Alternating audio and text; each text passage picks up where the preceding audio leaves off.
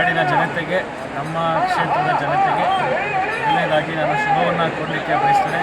ದೊಡ್ಡ ಜಾತ್ರೆ ಮಹೋತ್ಸವದ ಆರ್ಥಿಕ ಶುಭಾಶಯಗಳನ್ನು ಕೊಡಲಿಕ್ಕೆ ನಾನು ಬಯಸ್ತೇನೆ. ಬೆಳಗಿನ ಜಾವ ಸುಮಾರು 4 ಗಂಟೆಯಿಂದಲೇ ಪೂಜೆ ಪುರಸ್ಕಾರಗಳು ಕೂಡ ಪ್ರಾರಂಭ ಆಗಿದೆ. ಎರಡನೇ ದಿವಸನೇ ಲಕ್ಷಾಂತರ ಭಕ್ತಾದಿಗಳು ಬಂದು ಶ್ರೀಕಂಠೇಶ್ವರ ಸನ್ನಿಧಿಯಲ್ಲಿ ಆಶೀರ್ವಾದವನ್ನು ಪಡ್ಕೊಂಡು ಹೋಗ್ತಾ ಇದ್ದಾರೆ. ಅದರಿಂದ ಇವತ್ತು ಕೂಡ ತಾವು ನೋಡ್ಬೋದು, ಲಕ್ಷಾಂತರ ಜನ ಇಲ್ಲಿ ಸೇರಿದಂಥದ್ದು ನಿರಂತರವಾದಂತಹ ಒಂದು ಪ್ರಯತ್ನ.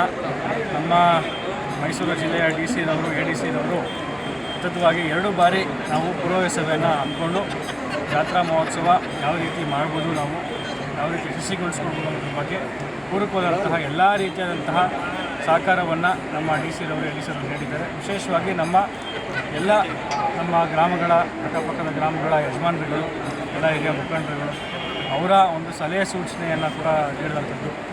ಅದರಿಂದ ಎಲ್ಲರೂ ಕೂಡ ಒಗ್ಗೂಡಿಸಿ ನಮ್ಮ ಅಧಿಕಾರಿ ವರ್ಗದವರು ಇವತ್ತು ಜಾತ್ರಾ ಮಹೋತ್ಸವವನ್ನು ಯಶಸ್ವಿಯಾಗಿ ನಡೆಸ್ಕೊಂಡು ಹೋಗ್ತಾ ಇದ್ದಾರೆ.